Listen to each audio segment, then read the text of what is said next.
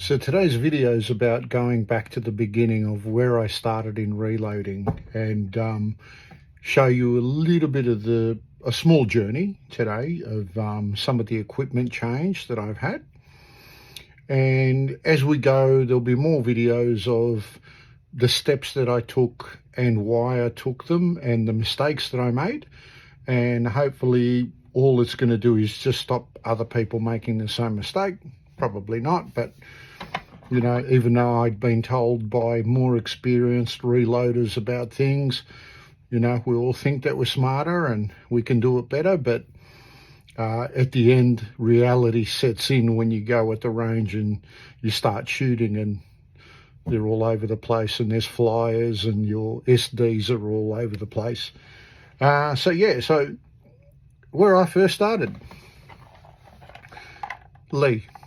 Not that Lee's a bad brand, but this is as basic as it gets. So basically, you get a depriming pin, you get a neck sizer, it's not a full sizer,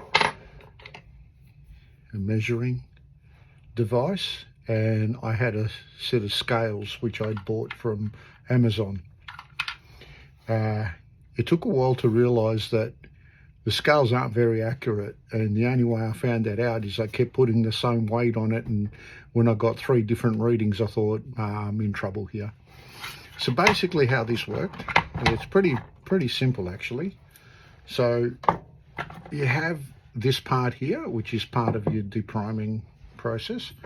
So your case would sit on top. Actually I should really open up the right one for the right caliber, since I had bought it for both. So I'll just pop that back in and I'll get the 308 on it. So, case would sit in here, the priming pin through the middle, tap, tap, deprimed.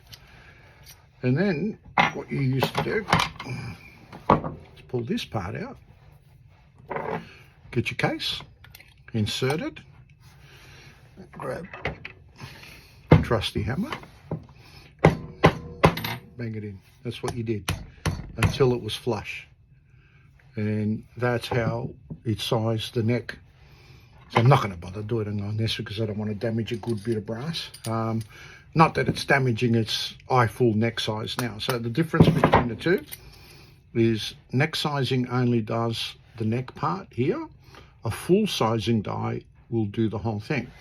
Now, I used to think, well, why do I need to size the whole cartridge? Well, inconsistent loads, too much pressure when we're experimenting, that always happens. You want to make sure that that case is always the same size for consistency.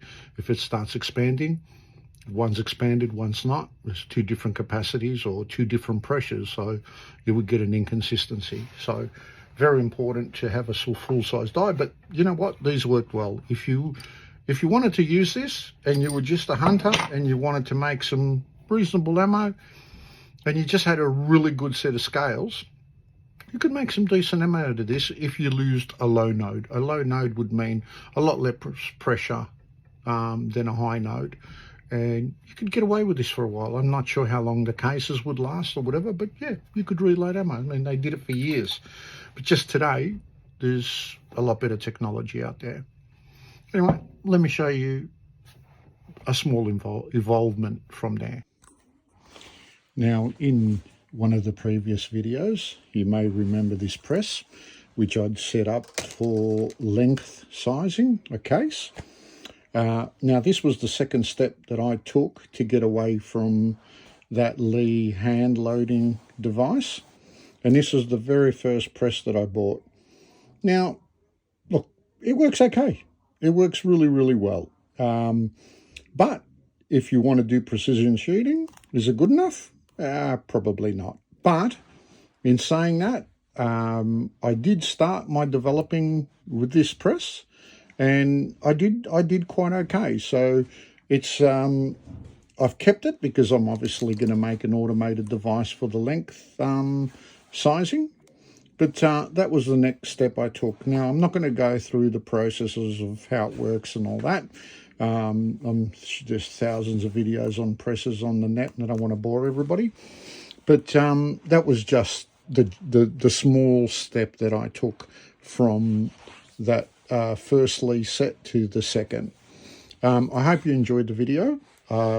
Definitely going to have another one uploaded as quick as I can, and I'll show you where I went from here, and we'll go through some of the data that I had and how consistent or inconsistent it was, and I'll go through more of the mistakes that I made. Thanks for watching. Catch up soon.